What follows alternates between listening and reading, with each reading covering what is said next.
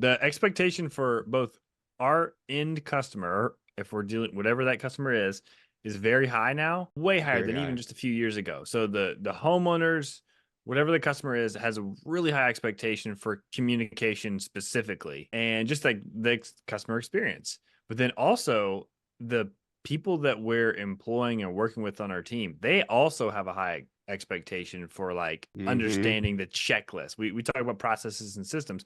Like, what do I do next? What's the checklist? What's the next thing? Are there automated tasks? Do I understand what to do at the next stage in the process? Like the team expects a lot from the business to provide that for them. That's why you have Sure. better, people are going to stay with you a long time if you have those things set up. So the team, whatever team you work with, and then your customers both have way higher expectations. And if you're a contractor, you're banging your head and you're not improving these two things, like it's the customer experience and then the systems. This is the reason why. Like both of those groups of people have really high expectations now, and you better provide them. You better keep working on them all the time. Like Mhm. I feel like I constantly do it. So yeah. I'm glad you mentioned too the internal, so hiring your team and the expectations of the team. Because now you're looking at a millennial. I'm a millennial, and our expectations are different. We want culture, we want processes, we want opportunity, we want our right. There's all these different things that we want.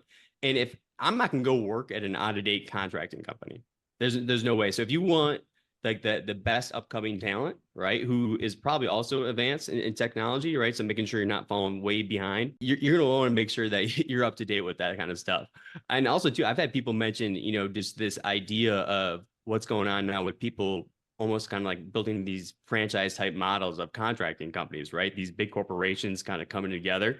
They're going to have operations now, and they're definitely going to be a threat, right? So they're going to be operating well and efficient. So you need to make sure you're matching that. Yeah.